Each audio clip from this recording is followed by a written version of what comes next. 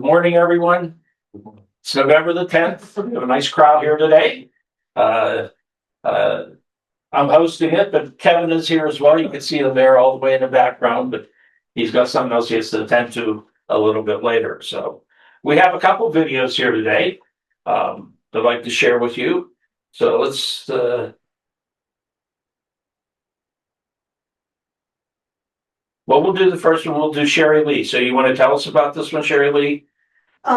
When we started our recent trip, we started out visiting a student of mine, and actually I call her my Serbian daughter, but it's self-explanatory in there, and this is basically for her and my kids.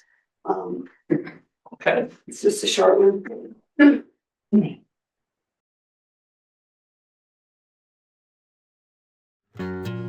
In September 2025, we began a trip to Eastern Europe, stopping first in Belgrade, Serbia. In September 2006, my family hosted a lovely girl from Serbia, Atika, who quickly became my Serbian daughter. In September 2016, I made my first trip to Serbia and stayed with her wonderful family for a few days.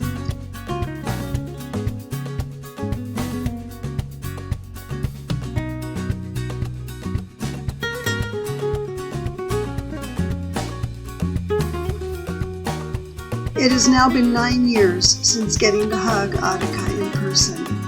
Now she is married to a kind man and has 2 delightful girls. They brought delicious homemade food to share with us. So tasty. It was an easy walk to the bus. We set off for our grand tour, beginning with a lovely park and the grounds of a military museum.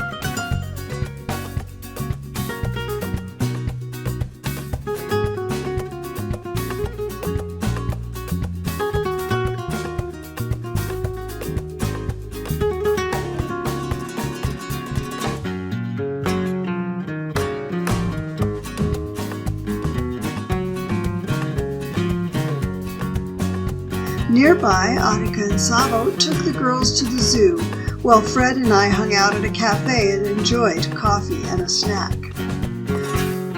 We visited a beautiful Orthodox church to honor our loved ones, past and present.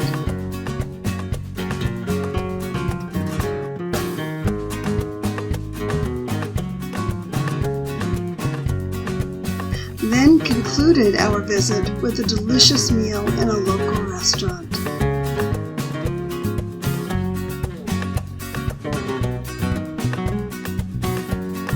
My heart is full.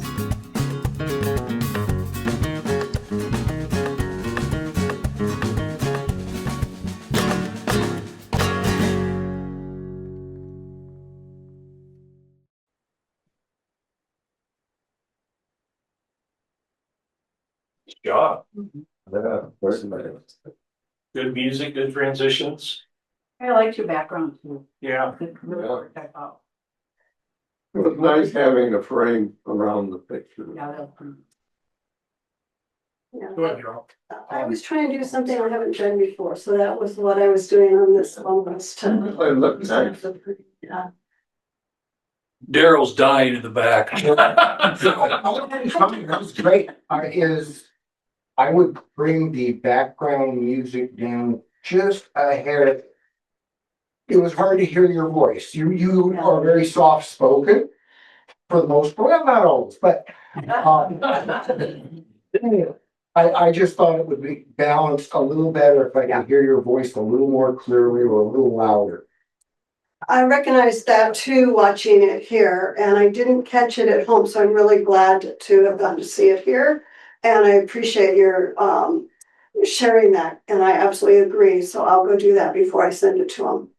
I thought there was one part there where you had 2 images on the side, and then you were bringing images down, but you didn't bring them all the way down into the frame, and you cut them off. Okay. I don't know if you could. Yeah, I know what you're talking about. It was the park. Yeah, that was a park. Yeah. Yeah. Yeah. Okay, I'll do that too, thanks. Take a look at that. But Yeah, Sherry Lee has a good point for all of us here. It's one of the things that I do as well. Before I bring it in here, I have a large screen TV like this, so I take it off the computer and go out. And a lot of times you will, see some things that you don't necessarily see because you're working on a computer screen, and possibly hear some things also that help in the whole editing process. Everything. So Sherry Lee, I'd say if you knock down your background music about 2 or 3 decibels, okay, you'd be all set. super, It's just it's a little hot. yeah, Other than that, it's nice. super, thank you. yeah, And it fits, the music, I think, fits the story, so well chosen. speaking of the audio part of it, not necessarily your in particular, but Kevin and I were working on some of this over the weekend, and it amazes me just knocking it down 0.5% or 0.5, how much of a difference that can make in the audio. I have a comment, that restaurant you went to, if you could say the name of it somewhere in that, because I don't read that stuff. Sorry. I don't know what restaurant it was. Okay, just. I didn't, Fine to serve. yeah, I just didn't get some of the pictures that would have been fun to have, but I don't know what restaurant it was. It's nice. Is there actually a sign in Serbian that you show in the? Well, the one where Fred and I had coffee, that was I have no idea how to pronounce it. That was the name of it, but that was the only picture I took of that. The restaurant that we had our final meal at, I didn't even take a picture. I really fell down on my job. You're slacking, Sherry. You're slacking. I think you have to go back. Well, the first restaurant had a sign. It just had no idea what it was. Well, I exactly. was thinking if there's a sign, you might be able to find a translation program. Probably, yeah. If you use Google Translate on your phone, Yeah, you can point that at a sign, even in a video like that, and it will translate and tell you what the thing is in English. It's very easy to do. I used that app on my phone when I was in Tokyo because I had no idea what those signs were saying. And I just told the phone up with that image and it translated it right there on the screen. It said you're in the wrong place. Yeah. How are you doing here? There, women's section. do I type in Google Translate and then hold the phone up? No, it's an app. It's an You app. download. Okay, Just go to the Google platform. Yeah. Go to Google Translate and it'll you download the app and okay, Yeah. it works great. I use it on the computer and I use it on the phone. Or if you just type, if you type it into, is it Cyrillic or is it, it's Cyrillic. I Cyrillic, use those letters on my phone, and yeah. Amazing technology. All right. Any other comments? Yeah, Larry Lee, you spoke very slowly in the video, and that enhanced understanding. Sometimes you speak very fast. That was another thing I did very intentionally on this one, was I gave all of the pictures more time. I went back when I was first doing it, I'm like, oh, they're gonna say that's too fast. So then I'm gonna extend it, and yeah. Thank you for noticing that. That was intentional. And that's a good point too, when any of us are doing narration, just to slow it down. I know I look back at my earlier videos and I was reading my script and everything, but I'm just reading across there where now I'm taking more time and letting it, as Kevin says, breathe. You don't have to rush it. That's one of the problems with YouTube. Is you want to learn how to do something and they talk so fast. You gotta keep going back to understand what they're trying to tell you. And even then, sometimes I don't understand what the hell they're saying. No. I just wanted to comment on the music. Also, I mostly use YouTube, audio or YouTube Studio audio library, yeah, to find music. And they didn't have anything for Balkans and they didn't have anything for Serbia.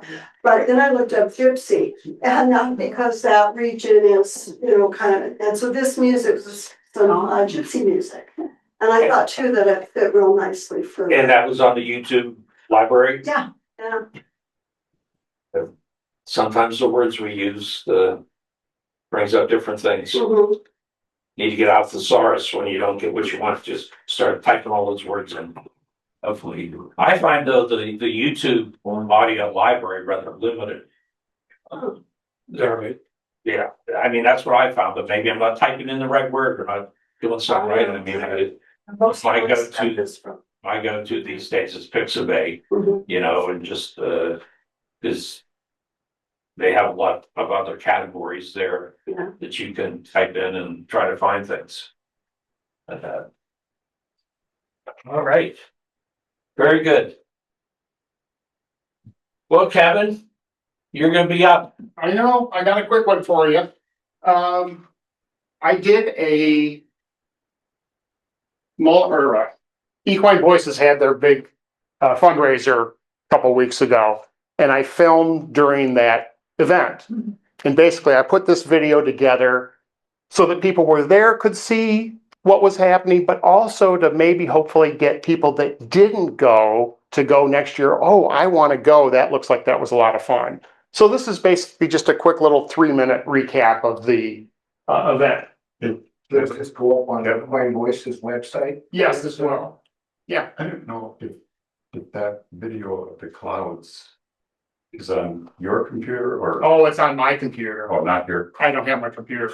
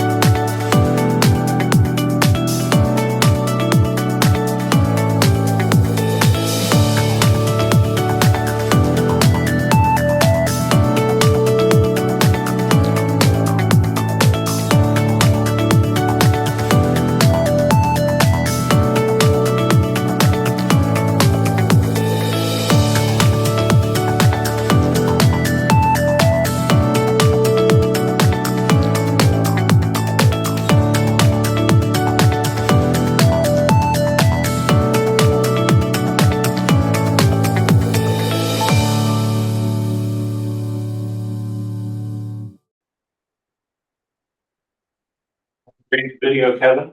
Thank you. One thing though, when you went fast forward through the silent auction stuff, Yeah. I don't know, maybe it's just where I'm sitting. I mean, It's really it just happened really fast. Well, it's a hyperlapse. We've talked about that before. If you're doing a time lapse is where you have the camera stationary and you're filming the scene. You know, the clouds going by or whatever is going on. A hyperlapse with the iPhone, there is a thing that you can do a stop motion like that. So basically what I'm doing is I've got the camera, my phone on a gimbal, and I'm walking around like this, and it's taking a picture about every 10th of a second. So you can't control it in a sense, but I could go in and possibly slow that down just a little bit.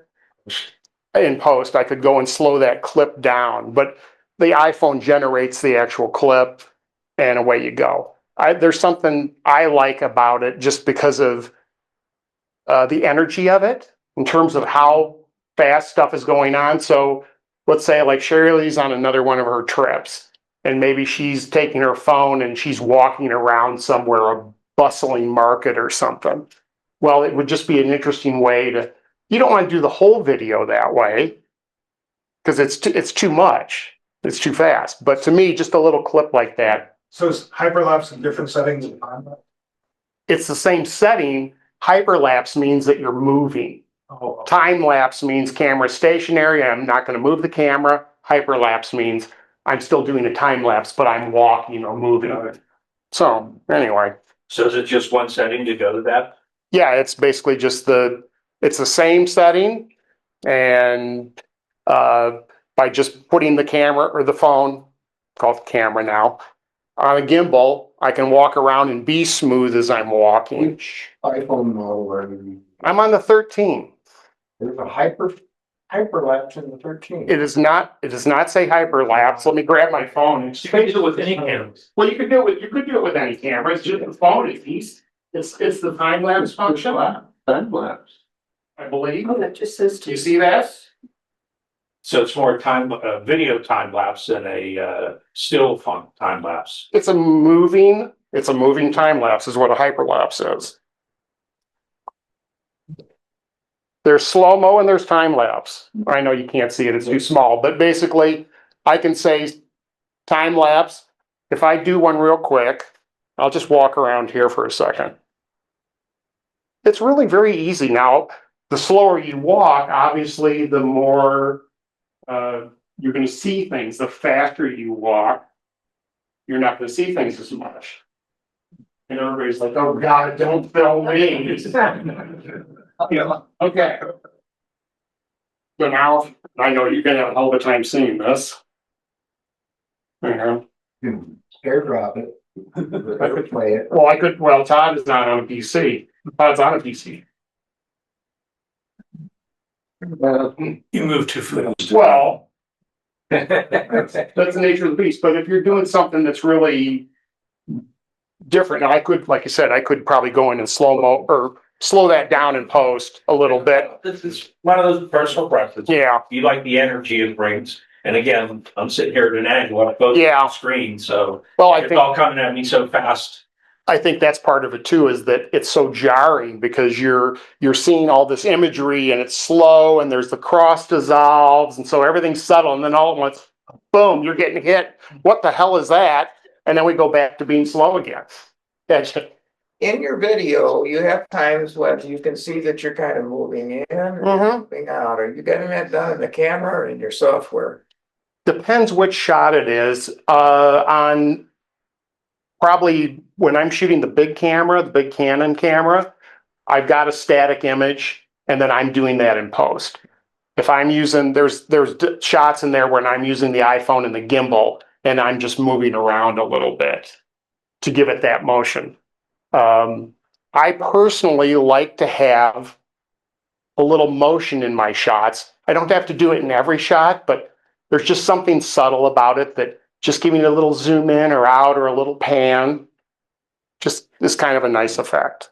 So anyway, anybody have anything else? Oh, geez, there are all kinds of hands going up. Yeah. Go ahead, Tom. Well, I was just gonna, it has nothing to do with you sitting up close. I had the same feeling back here with the hyperlapse, Yeah. but it almost seems like, given how important the silent auction is to the equine voices. Yeah. I would just recommend doing the hyperlapse and then following it up with a couple of stills of those exhibits and everything. Sure. You know, where people looking at it and things like that. Just kind of highlight that feature. I like that idea, and I've got some of that, and that's certainly something I could do. Thank you. Yeah. I don't know if it was intended, but the music was right in time with the guy playing the guitar. It just happened to be a nice accident in the sense that that kind of was there at that time, so it worked out. When I first saw that, I was like, oh, I like that. Yeah. Because basically I'm laying down the imagery first, then I'm putting the music in. So we talk about doing narration, recording the narration, then put your imagery to match your narration. Some people like to put the imagery together and then they record live their narration, but we've talked about that. It just doesn't work as well to me personally. So yeah, go ahead. Kevin, 99.9% perfect.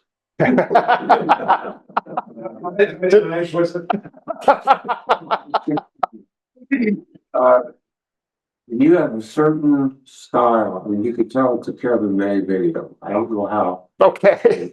And the music was absolutely perfect with it. How did you determine that particular music? Music is that thing we always talk about. And sometimes it's really hard to find something that just seems right. Sometimes it's quick for me. It just depends. I start listening to music, and with the service that I have, Story Blocks, I'll just listen to like the first 5 seconds of a song. If it doesn't get me right away, it's like, okay.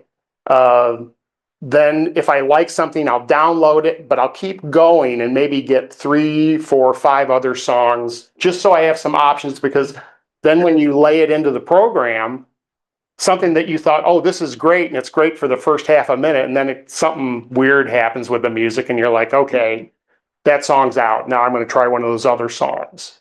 Another thing I want to say, you have mentioned before, leave them wanting more. Mm-hmm. And that's what you do.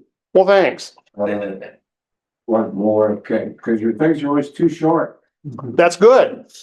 Todd and I had this discussion yesterday. We were talking about it, and one of the things that we talk about is it's hard to make something, if you make a 1 minute or a 2 minute video, you can make it interesting. Well, the jump from 2 minutes to 5 minutes can be harder because maybe it starts to fall apart a little bit.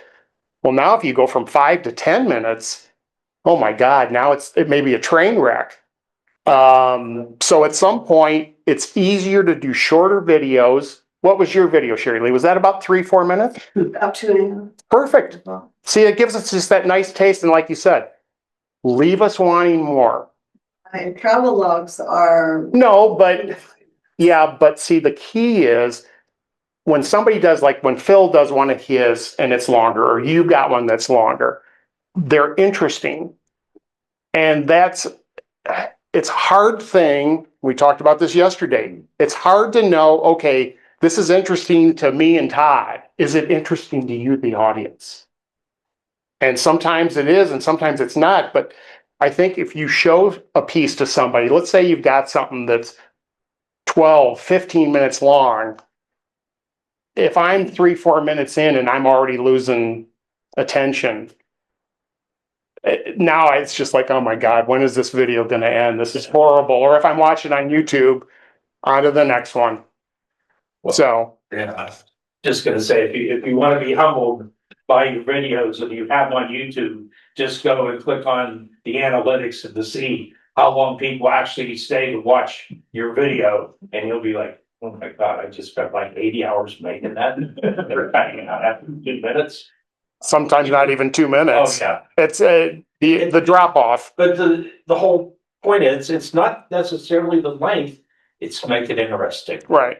And make it interesting from the viewer's perspective, not necessarily from your perspective, because when we all do our own videos, I mean, there's parts of it that would, we're like, oh, that was really cool, and that was cool, and that was fun and everything. But then when you start going back and saying, okay, well, someone else is watching this that wasn't actually there to experience it, they're gonna like, okay, well, you showed that for 30 seconds. I don't need to see that for 3 minutes. Yeah. And everything. So you want to keep it interesting. That's the key. Keep it interesting. The other thing too is, and Phil's talked about this all the time, who's your audience? Like Yes. Sherry Lee said, that video that she's done, that's for her and the family. Great. That's perfect. If you're going to do something that you're going to put out in the general public, okay, it's always good to show if once you put something together, send it to Todd or I. If you really have a question about a video, or like, and I've done this before I've done it for Todd and a few other people. I'll look at your video and I'll put some notes down. Just some technical, if there's some technical notes or whatever. At 2:03 transition at 5:02. But if you want to make your videos better, I'm happy to do that. And when we look at stuff, we're looking at it, okay, is this interesting to us? And if it is, hopefully then it's interesting to the audience. Not our own videos, but something that we're sharing. And any film production or books or anything, all have editors. I mean, I kind of look at you as an editor. I mean, yes, I put down what I think first and everything. Yeah. Try to make it, and I think I shared this here before. I mean, my goal is to send something to Kevin, and he sent back, "Hey, it's okay." But actually, the last one he only had 2 Yes. suggestions and everything. I'm like, yes.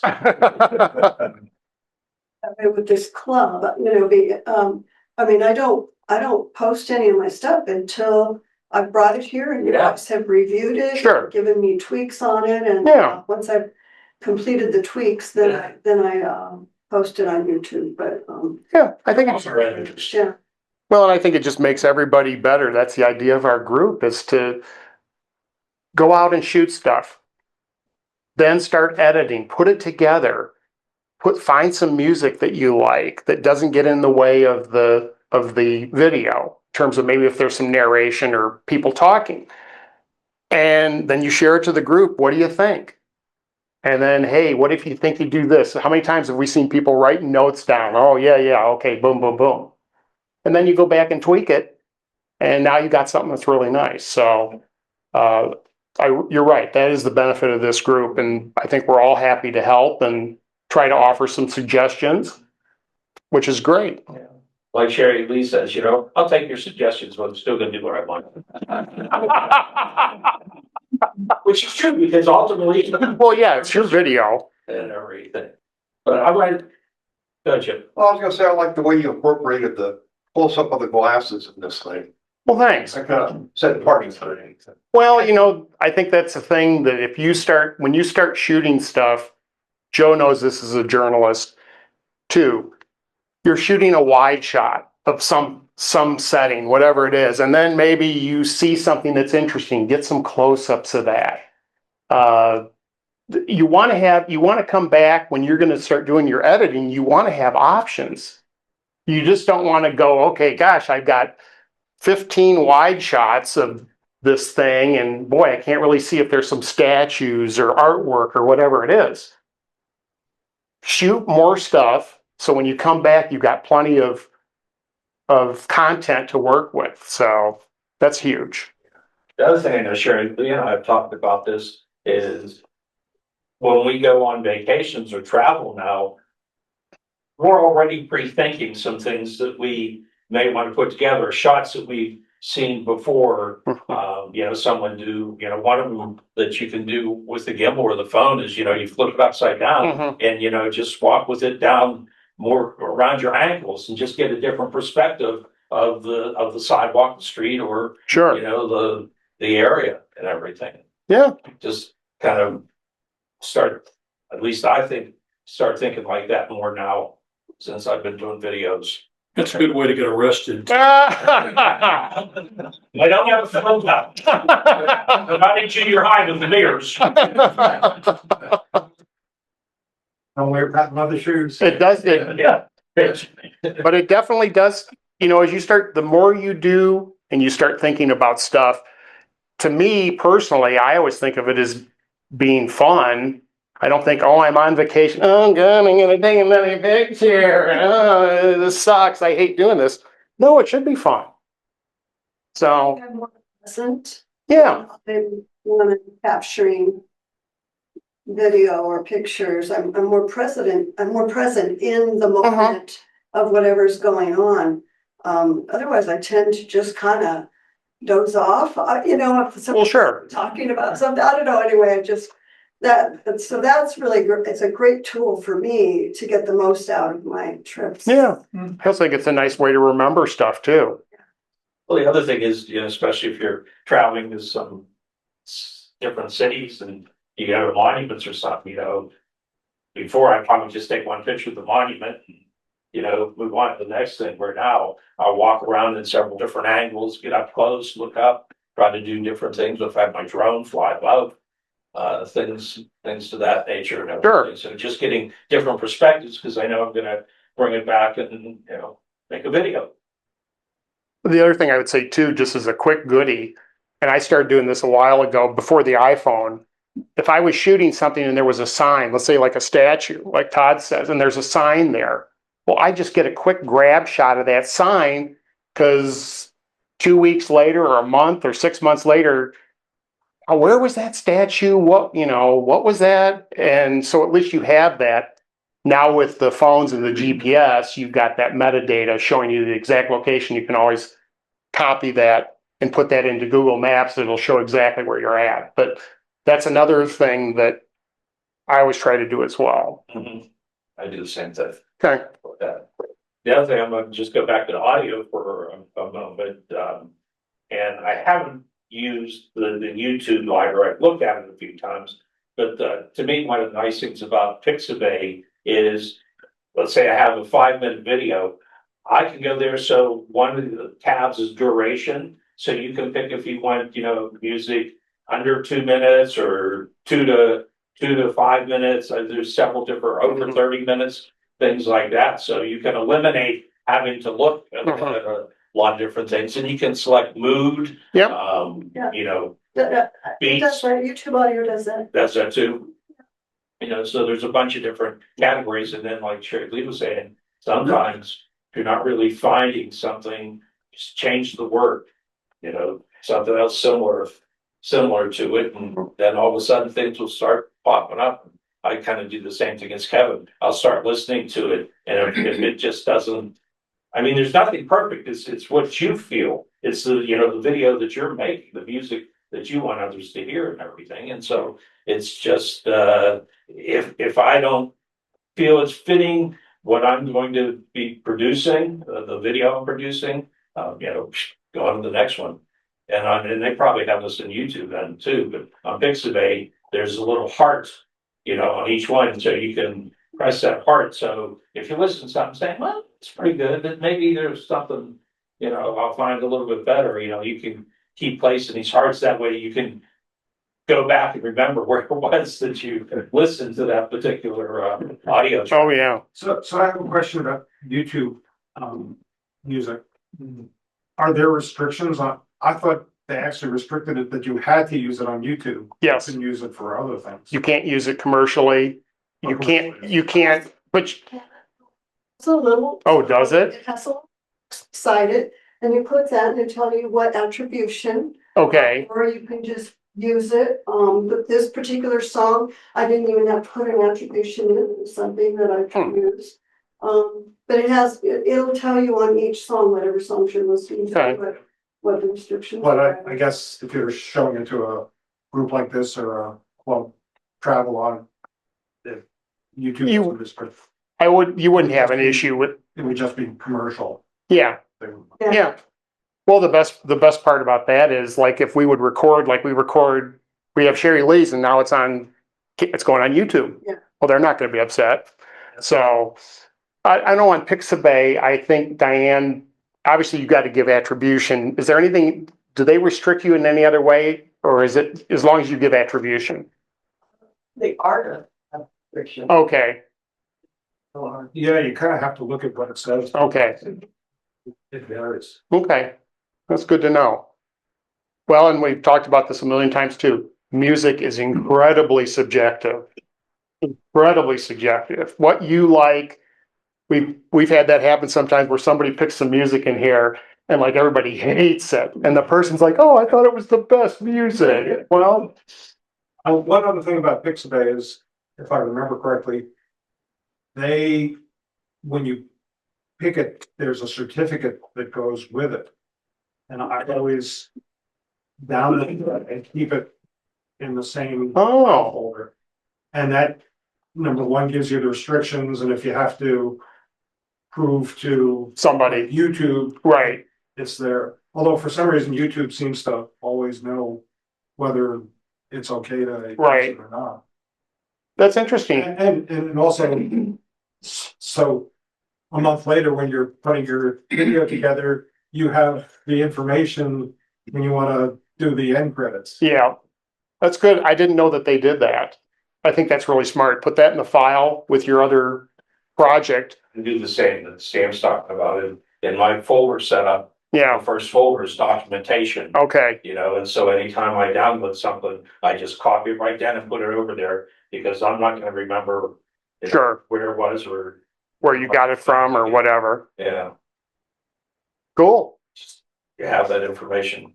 This was a lesson learned the hard way.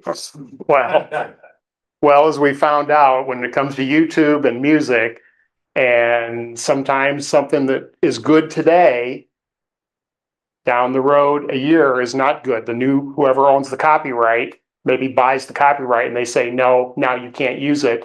You'll get a message from YouTube, and I've had that happen in the past, where it's like, your music is no longer good. The video is down until you replace it, and then you have to go to the YouTube library to find something to reinsert. So that's why we're always now that we're recording all the time, that's why I'm always very conscious about that, because once I edit this and I put this together and I upload it to YouTube, because I take your video and insert it instead of it coming off the screen, I have your nice video. Well, if I get a message from YouTube saying it's dinged and we're not allowed to use it, I'm not going to be happy, because now I got to go back in and cut out not only your video, but whatever we talked about on the video. So it's a pain in the butt. So anyway, that's why we want you to send us stuff to Todd and I before we ever have class. We can show stuff before we record, and that's not a problem. But when we start recording, we want to have it legal. So One of the other, when I did my video about Egypt and the Nile, I had been listening to podcasts, and I had heard, you know, background music on the podcast. And at the end of one of them, they listed the credits and they said who it was and everything. So then I Googled that, and there's an organization out there. It's called Bandcamp. And you can go on there, and so then I forget the guys' names that I looked up and everything, but it's two brothers, and what they do is they produce music for video games.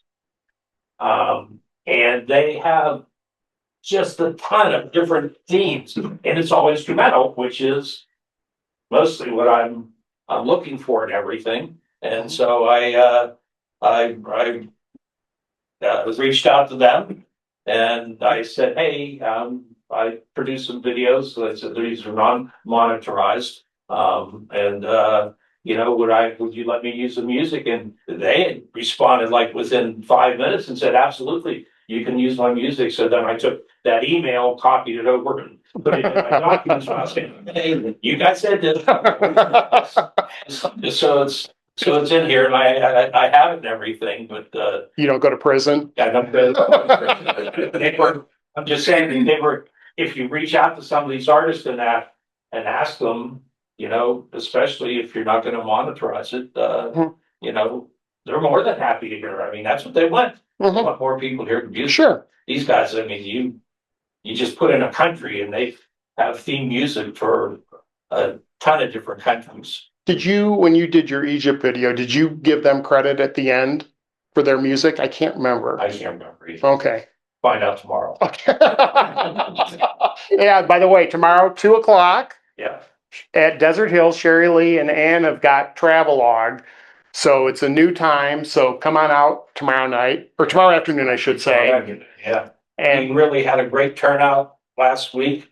I mean, we had 35 people registered, so I wasn't sure. And this is the first time we've done showtime in November. In the past, it's always been started in December. But we had 60 people there.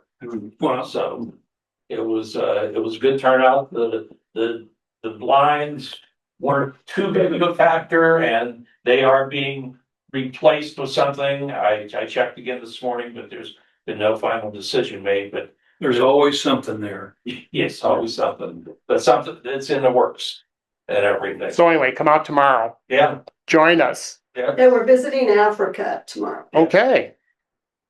And your video from Egypt will be in that. So well, And then we'll look for the credits at the end. And if Todd doesn't have credits for the music, then we're going to bust him on it.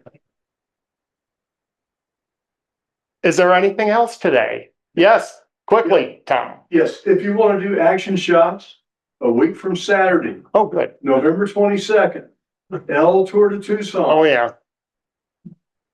Is gonna be operating, and, this year is probably the largest and the most popular cycling event in the country. They're gonna have people from all 50 states, 25 countries, former, Tour de France winners, gold medalists, mixed in. JP is gonna probably be riding, I think, sponsoring. Nice. Nonprofits. It's called Ride to End Polio, and we've raised over 72 million in the last 12 years. Good for you. Wow. To help eradicate polio. Nice. Take their money. Nice. But they're gonna have 11,000 plus cyclists this year. That's 1,500 more than last year. And for the 102-mile Century route, which is the one that comes down through Swarita and Green Valley, they're expecting 4,000 riders. Wow. The best place to get pictures of them is up at aid station number 7, up on Mission Limousine. You know, and Al and Ann and Todd, Doug, and Daryl have all been involved in it before and everything. So if you don't believe me, talk to them about it, but, it's an important event. Should they talk to you to sign up? Yes, please. Okay. So you can bring Doug along today to show off the shirts. Oh, yeah. Yeah, you do, if you volunteer to support the aid station. Doug, move your cup of coffee so everyone can see it. Yeah. Come here, Doug. Yeah. Come up here. Move your cup of coffee. Come here. Come here, so they can see your shirt. Come on. All I want to see is my shirt. Yeah, they want to see your volunteer shirt. Come on. Wow. You're gonna be a model. Walk you one way fast. Turn around. Turn around. Turn around. Turn around. That's the rule. I mean, best. And, if I'm not mistaken, Tom, this is, the back-to-back champion. Last year or the year before. Bye, Kevin. Back-to-back champion. Bye. Thank you. Everybody have a great week. Todd will be hosting next week. I'm on the road. Take care. Yeah, send videos. Anybody have anything else? Mike? Anybody make it to the brick convention this weekend? Anybody know what it is? I know what it is. I didn't make it. It was interesting. It's the Lego convention that they had up in at the Expo Center up in Tucson.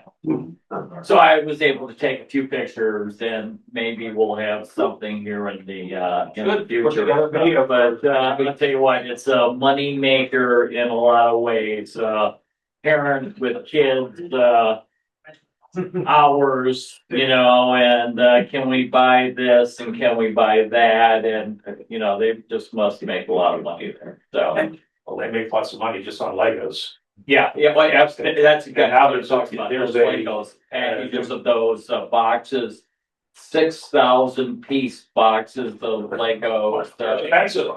One guy spent, he built a Star Wars thing. I asked him how long. He said 144 hours, 8 hours a week, or whatever that breaks out to for the number of weeks that he spent doing that. So I met a girl who was on, and I didn't even know this show existed, or maybe I did, but just never paid attention. Lego Masters is on one of the channels, and Fox. she was a contestant on season 4, or a member of season 4, but she also shared that she was on Let's Make a Deal that's going to show up in March, but not to tell anybody that she won a trip to Bali. So you never know what. Take it away from her. Yeah. Hats out of the bag. Then my youngest son, one of his friends competed in the latest episode, or latest edition of the Lego Masters battle. They didn't make it too far. I think they only made it to the 4th episode or something. But yeah, Legos are a big deal. Yeah. We're looking forward to seeing your video. Sure. Everything. And other people's videos. We need some videos to show. So please bring them in, we'll help critique them and hopefully then get some good information and go back and make them better. So, well, thank you, everyone. Appreciate you coming today. And I'm going to be here. Sorry, this is 3 weeks in a row next week. Again? And